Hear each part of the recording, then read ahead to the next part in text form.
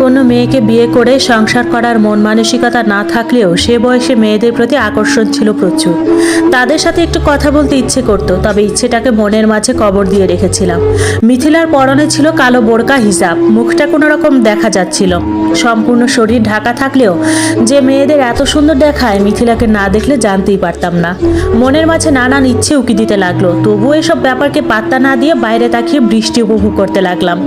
মিথিলাও কোনো প্রকার কথা বলেনি আমার সাথে। সময়ের সাথে সাথে বৃষ্টি বেড়েই চলছে, এত সময় দাঁড়িয়ে থাকা সম্ভব নয়। তাছাড়া সন্ধ্যা হয়ে আসছে, অন্যদিকে ক্ষুধাও লেগেছিল, কিন্তু বাইরে প্রচণ্ড বৃষ্টি। এমন অবস্থায় বাড়িতে ফিরলে 3 দিন আর বিছানা থেকে ওঠা লাগবে না। সময়ের সাথে সাথে বৃষ্টি বেড়েই চলছে। মিথিলা আর আমি দুইজন দুই দিকে মুখ করে দাঁড়িয়ে আছি, কোনো প্রকার কোনো কথা বলিনি আমরা। হঠাৎ তাকিয়ে দেখলাম মিথিলা কাঁপছে, ভয়ে নাকি শীতে ঠিক বলতে পারবো না। আমি ওকে প্রশ্ন করে বসলাম, আপনার কি কোনো অসুবিধা হচ্ছে? মিথিলা ভয়ার্ত গলায় জবাব দিল, আসলে সন্ধ্যা হয়ে আসছে তো, কিন্তু বৃষ্টি কমছে না। আমি কি করে বাড়ি যাব তাই বুঝতে পারছি না। মেয়েদের প্রতি ছেলেদের অশেষ দরদ থাকে, আমারও ছিল না এমনটা নয়। আমি হিরো হিরো ভাব দেখিয়ে বললাম, ভয় নেই, আমি আপনাকে পৌঁছে দিব, তবে বৃষ্টি একটু কমলে। কিন্তু আপনি এখানে আটকে গেলেন কি করে?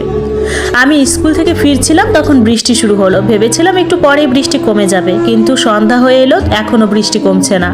আমি একা বাড়ি যাব কি করে এখন? আমার অনেক ভয় করে। সকলে হয়তো অনেক চিন্তা করছে আমার জন্য। কথাগুলো বলে কান্না শুরু করলো। এই মেয়েরা কথায় কথায় কাঁদতে পারে। যাই হোক, সেদিন হিরোর পাঠ নিতে গিয়ে মিথিলাকে রিকশায় করে বাড়ি পৌঁছে দিয়ে এসেছিলাম। ও বাড়ি অনেকটা দূরে ছিল বলে আমাদের যেতে সন্ধ্যা পার হয়ে যায়। ভেবেছিলাম মেয়েকে সুস্থ পেয়ে ওর বাড়ির লোকেরা আমাকে যত্ন করে খাইয়ে দিবে, কিন্তু না। মিথিলা বাড়ির সামনে রিকশা থেকে নেমে অতি আবেগপ্রবণ হয়ে আমার দিকে একটা চকলেট বাড়িয়ে দিয়ে বলল, আপনাকে সবকিছুর জন্য ধন্যবাদ। আমিও খুশি মনে ওর হাত থেকে চকলেটটা নিতে গেলাম, কিন্তু তার আগেই মিথিলার গালে কেউ প্রচন্ড জোরে চড় মারলো। এত জোরে চড় মেরেছে যে মিথিলা মাটিতে পড়ে গেল। তারপর কয়েকজন লোক মিলে আমার শার্টের কলার ধরে রিকশা থেকে নামাতে নামাতে বলল, ছোট লোক, তোর এত সাহস আমার বাড়ির মেয়ের দিকে হাত বাড়াস, তোরে আজ খুন করে ফেলবো। এরপর কোথা থেকে একজন লোক এসে সাক্ষ্য দিল যে আমাদের নাকি কী সব করতে দেখেছে। মিথিলার ডাকে বাস্তবে ফিরে আসলাম। মিথিলা চিৎকার করে বলছে, কি হলো, কি এত চিন্তা করছো তুমি? আমি শান্ত গলায় বললাম, কিছু চিন্তা করছি না, আসলে ভাবছিলাম কি করে বিয়ে হয়েছিল আমাদের। তুমি আজ অফিসে যাবে না? মিথিলা রাগে গলায় বলল, আজ শুক্রবার, বাংলাদেশের কোনো অফিস আজ খোলা থাকে না। আমি মুচকি হাসলাম, তারপর বললাম, আসলে রোজই তো রিক্সা নিয়ে বের হতে হয়, তাই বুঝতে পারি না কোন দিন ছুটি। তুমি তো সরকারি কর্মকর্তা, তুমিই ভালো জানবে। মিথিলা আমার কথার কোনো উত্তর দিল না, শুধু চোখের পানি মুছে বলল, জানো তো আকাশ, কেউ যদি নিজের মনের ভেতর বিষ ঢুকিয়ে রাখে তাহলে তার কাছে পুরো পৃথিবীটাই বিষাক্ত মনে হয়। তুমি আমাকে বারবার সরকারি কর্মকর্তা বলে কি বোঝাতে চেষ্টা করছো? দয়া করে একটু পরিষ্কার করে বলবে? আমি মিথিলার দিকে তাকিয়ে বললাম, আমি কিছু মনে করতে চাই না রে পাগলি, এই সমাজটা এমনই রে। রিক্সা চালকের বউ বিসিএস ক্যাডার হতে পারে না, আর পারলেও তারা মেনে নিতে চায় না। এরা সমাজকে 2 ভাগে ভাগ করে নিয়েছে। যাই হোক, চলো আজ তোমাকে তোমাদের বাড়িতে নিয়ে যাব। তুমি চাকরি পেলে মা বাবাকে মিষ্টিমুখ করাবে না? মিথিলা ধীর কণ্ঠে বলল, যারা নিজের মেয়ের উপর ভরসা করতে পারে না, অন্য লোকের কথা একটা অচেনা ছেলের সাথে বিয়ে দিয়ে এক কাপড়ে বাড়ি থেকে বের করে দেয়, তারা কি আদৌ বাবা মা হতে পারে? আমি মিথিলার কাঁধে হাত রেখে বললাম, যা হয়েছে ভুলে যাও, চলো দেখা করে আসি। হ্যাঁ, দেখা করতে নিশ্চয়ই যাব, তাদেরও দেখা দরকার আমিও বিসিএস পরীক্ষায় পাশ করতে পারি। পড়াশোনা বাদ দিয়ে আমি কোনো প্রেম করে বেড়াচ্ছিলাম না। সেদিন শুধুমাত্র বিপদে পড়েই রাত করে বাড়িতে ফিরে গিয়েছিলাম। আমি আর কিছুই বললাম না। এখনো হয়তো অভিমান কমেনি ওর, আর কমবেই বা কি করে। সারাদিন পর বাড়িতে ফিরলে যদি মা বাবা কোথায় কেমন অবস্থায় ছিল জানতে না চেয়ে চরিত্রের উপর আঙুল তোলে, অন্য লোকের কথায় একটা অপরিচিত ছেলের সাথে বিয়ে দিয়ে দেয়, তাহলে যে কারোরই রাগ থাকবে।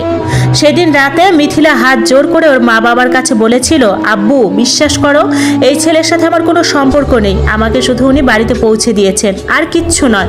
ওর আব্বু কিছু বলার আগেই ওর এক চাচাতো ভাই বলে উঠলো, কাকা, এই বেয়াদব মেয়ের কথা আপনি বিশ্বাস করবেন না, আমি নিজে ওর স্কুল শেষে ওকে নিয়ে আসতে চেয়েছিলাম, কিন্তু মিথিলা বলল ওর নাকি কোন বন্ধু ওর সাথে দেখা করতে হবে।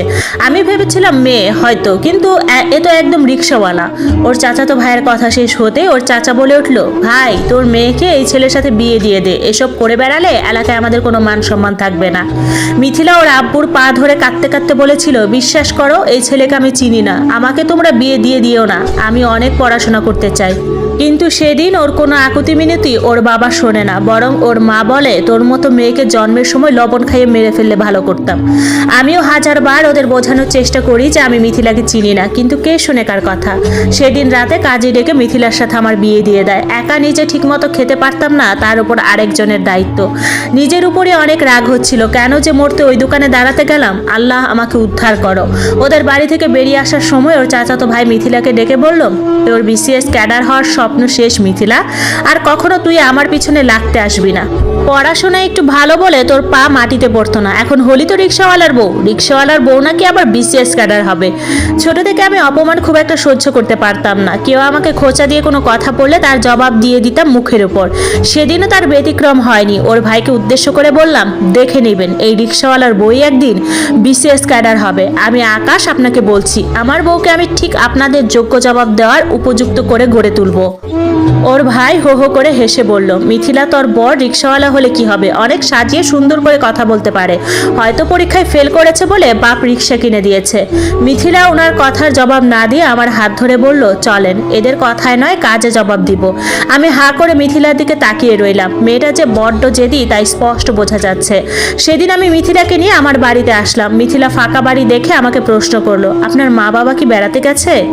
আমি ভাঙা গলায় বললাম, না, ওরা আমাকে রেখে চলে গেছে, আর কখনো আসবে না। আমি এতিম, এই সম্পূর্ণ দুনিয়ায় কেউ নেই আমার। মিথিলা মন খারাপ করে বলল, সরি, আমি বুঝতে পারিনি, আপনাকে কষ্ট দেওয়ার জন্য দুঃখিত। আমি মুচকি হেসে বললাম, আমি দুঃখিত আপনাকে এমন বিপদে ফেলার জন্য। আমি বুঝতেই পারিনি এমনটা হবে। কোন জায়গা থেকে কোথায় নিয়ে এলাম আপনাকে। আপনি কি করবেন বলেন? আপনি তো আমাকে সাহায্য করতে চেয়েছিলেন, কিন্তু হয়ে গেল অন্যরকম। আল্লাহ নানানভাবে আমাদের পরীক্ষা নেয়। আল্লাহ কোরআন শরীফে বলেছেন, নিশ্চয়ই কষ্টের সাথে রয়েছে স্বস্তি। আমি আমার তকদির মেনে নিয়েছি, আপনিও মেনে নিন।